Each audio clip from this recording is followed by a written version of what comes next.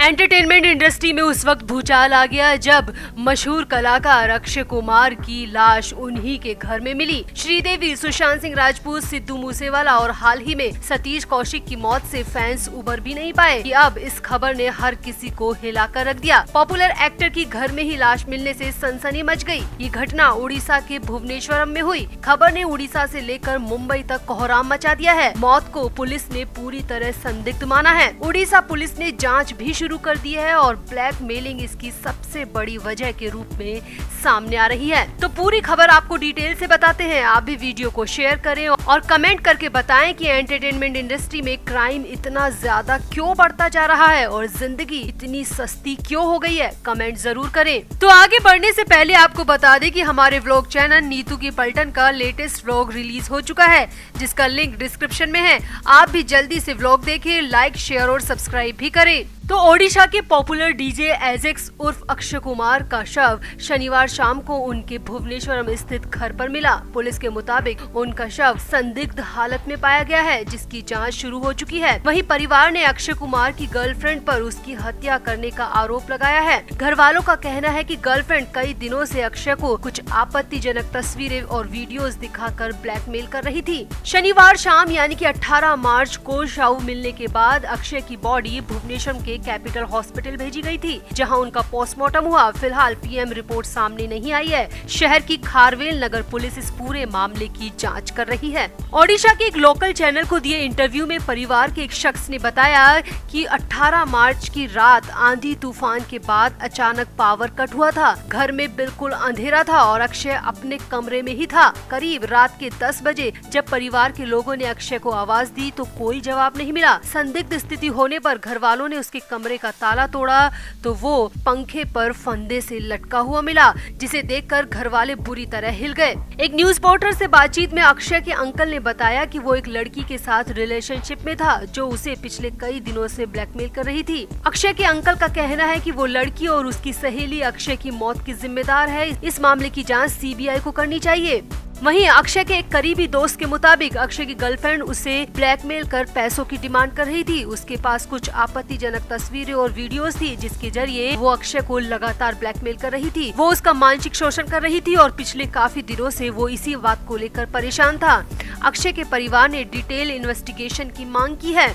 यहाँ आपको बता दें, डीजे एजेक्स के नाम से मशहूर अक्षय कुमार ओडिशा के सबसे बेहतरीन डीजे में से एक थे। अक्षय कुमार पिछले 9 साल से इस फील्ड में थे। अक्षय कुमार बॉलीवुड अभिनेता अक्षय कुमार से बेहद प्रभावित थे। सिर्फ डीजे एजेक्स ही नहीं बल्कि बॉलीवुड अभिनेता अक्षय कुमार के उनके पिता भी बड़े फैन थे और उनके पिता ने ही अपने बेटे का नाम अक्षय कुमार रखा था, क्योंकि वो बॉलीवुड अभिनेता अक्षय कुमार से बेहद प्रभावित थे और उनके पिता ही चाहते थे कि उनका बेटा अक्षय एंटरटेनमेंट इंडस्ट्री में कुछ अच्छा करे और अपने पिता की ख्वाहिश को पूरा करने के लिए अक्षय कुमार भी डीजे बन गए और पिछले 9 साल से लोगों का एंटरटेनमेंट करते आ रहे हैं। ओडिशा में सबसे मशहूर डीजे के रूप में अक्षय कुमार की पहचान थी और इस तरह से उनकी लाश मिलना हर किसी के लिए बड़ी ही सदमे वाली खबर है। यहाँ आपको बता दें, ऑडियंस के बीच अक्षय कुमार की तगड़ी फैन फॉलोइंग थी। वहीं सोशल मीडिया पर भी उनके 94,000 फॉलोअर्स हैं और इन सभी फॉलोअर्स के लिए अक्षय की हुई अचानक मौत एक बड़ा झटका है। तो फिलहाल तो डीजे एजेक्स उर्फ अक्षय कुमार की अचानक हुई संदिग्ध मौत ने हर किसी को हिलाकर रख दिया। आखिर क्यों मनोरंजन करने वाले अपनी जान इस तरह गंवा रहे हैं? क्या अक्षय कुमार की मौत ने एक बार फिर से चमकीली दुनिया का शाह सच उजागर कर दिया है? क्या पुलिस को इस मामले की डिटेल जांच करनी चाहिए? अगर गर्लफ्रेंड और ब्लैकमेलिंग का केस है तो इस बारे में भी पूरी इन्वेस्टिगेशन जाँच होनी चाहिए। आप भी अपनी राय कमेंट बॉक्स में जरूर दें और वीडियो को भी शेयर करें। तो आगे बढ़ने से पहले आपको बता दें कि हमारे व्लॉग चैनल नीतू की पलटन का लेटेस्ट व्लॉग रिलीज हो चुका है, जिसका लिंक डिस्क्रिप्शन में है। आप भी जल्दी से व्लॉग देखें, लाइक, शेयर और सब्सक्राइब भी करें। तो dance reality show Nach Baliye 3 का वो सीजन शायद आपको याद ही होगा, जिसमें राखी सावंत कोरियोग्राफर और डांस पार्टनर अभिषेक अवस्थी के साथ कई परफॉर्मेंस देती नजर आई थी। इस दौरान राखी अभिषेक के बेहद करीब आ गई थी और दोनों ने करीब 3 साल तक एक दूसरे को डेट भी किया था था और शादी भी करने वाले थे। अभिषेक ने इस दौरान राखी को कई महंगे और कीमती तोहफे भी दिए थे, मगर इसके बाद अचानक एक दिन जब अभिषेक राखी सावंत के घर पहुंचे तो राखी ने मीडिया वालों को बुला लिया और खूब तमाशा किया। इतना ही नहीं, पूरी दुनिया के सामने राखी सावंत ने अभिषेक के गाल पर चांटा मार दिया। इसके बाद तो अभिषेक का बुरा दौर शुरू हो गया। अभिषेक को टीवी इंडस्ट्री में काम मिलना बंद हो गया। जो भी सीरियल हाथ में थे वो छिन गए और कोरियोग्राफी के तमाम प्रोजेक्ट से अभिषेक को निकाल दिया गया। एक चांटे के बाद अभिषेक की न सिर्फ प्रोफेशनल बल्कि पर्सनल लाइफ भी बर्बाद हो गई। अभिषेक के पिता बुरी तरह बीमार पड़ गए और मां ने भी बिस्तर पकड़ लिया। अब सालों बाद अभिषेक अवस्थी एक बार फिर से मीडिया के सामने आए हैं और मीडिया के सामने ही राखी की एक एक करनी का पर्दाफाश किया और सबके सामने आदिल दुर्रानी को सपोर्ट भी कर दिया। अभिषेक का कहना है कि मैं राखी का भुक्तभोगी हूँ। मुझे पता है कि वो कैसे अमीर लड़कों को पटाती है, करोड़ों रुपए हड़पती है और फिर बेलगाम होकर मीडिया के सामने अनाप शनाप आरोप मढ़ती है। अभिषेक ने कहा राखी सिर्फ और सिर्फ पैसों और फेम की भूखी है। उसे नाम और शोहरत के अलावा कुछ नहीं चाहिए। इसके लिए वो किसी भी हद तक गिरने को तैयार रहती है। किसी की भी जिंदगी तबाह करने में जरा भी नहीं हिचकती। अभिषेक अवस्थी के मुताबिक उस थप्पड़ के बाद मैंने कभी राखी की तरफ पलट कर नहीं देखा, जबकि राखी की तरफ से मुझे कई बार कांटेक्ट किया गया, मगर राखी ने मेरे आत्मसम्मान को ठेस पहुंचाई थी। इसलिए मैंने कभी राखी के किसी भी फोन या मैसेज का जवाब तक नहीं दिया।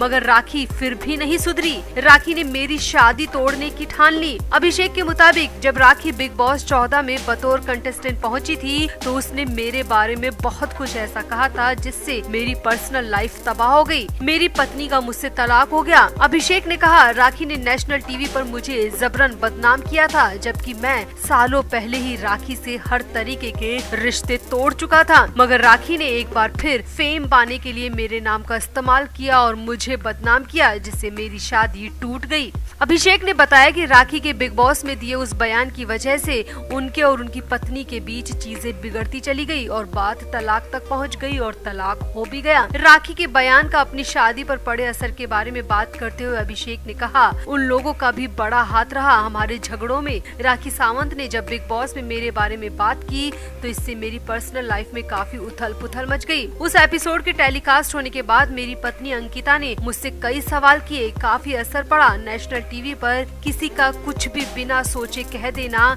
किसी के लिए कितना नुकसानदायक साबित हो सकता है ये मैं अच्छी तरह जानता हूँ। मैं इन सब चीजों का भुक्तभोगी हूँ। अभिषेक ने कहा कि लोगों को अपनी फ्रीडम का गलत इस्तेमाल सिर्फ इसलिए नहीं करना चाहिए क्योंकि दूसरा अपना स्टैंड क्लियर करने के लिए वहाँ मौजूद नहीं है और मैं इस तरह के स्तर तक गिरना नहीं चाहता। अभिषेक ने कहा कि राखी सावंत ने बिग बॉस में मेरे बारे में बहुत सारी उल जुलूल बातें की जिनमें एक भी बात में कोई तथ्य और कोई सच्चाई नहीं थी और राखी की इन बातों का असर मेरी शादीशुदा जिंदगी पर बहुत बुरा पड़ा। अभिषेक ने कहा मैं आदिल दुर्रानी का दर्द बहुत अच्छी तरह समझ सकता हूँ। जो आदिल के साथ हुआ वो मेरे साथ भी हो सकता था, मगर मैं इसलिए बच गया क्योंकि मैंने राखी से शादी नहीं की थी। अगर मैं भी राखी से शादी कर लेता तो राखी मुझे भी आसानी से जेल में डलवा देती। अभिषेक ने कहा आदिल दुर्रानी के इस पूरे केस में सिर्फ आदिल की एक गलती है कि वो राखी से शादी कर बैठा। वो राखी की बातों में आ गया और अब अंजाम भुगत रहा है और जेल में रहने को मजबूर हो रहा है।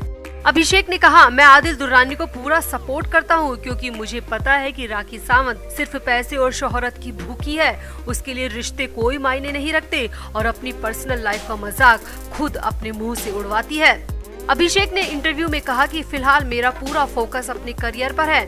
मैं अपने करियर के बेस्ट फेज में चल रहा हूं और मुझे शानदार ऑफर भी मिल रहे हैं और मैं अपने काम में काफी बिजी हूं।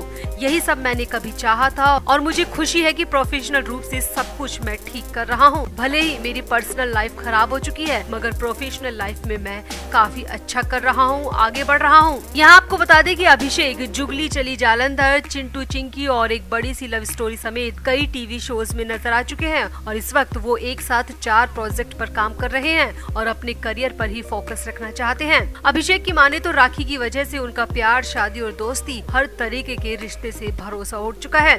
अभिषेक की माने तो राखी सावंत की वजह से उनका प्यार, शादी और दोस्ती, हर तरीके के रिश्ते से पूरा भरोसा उठ चुका है। अभिषेक का कहना है कि अब उनका फोकस सिर्फ अपने करियर और अपने माँ बाप पर है। तो अभिषेक ने राखी का पूरा कच्चा चिट्ठा खोल कर रख दिया। आपका अभिषेक की बातों पर क्या कहना है?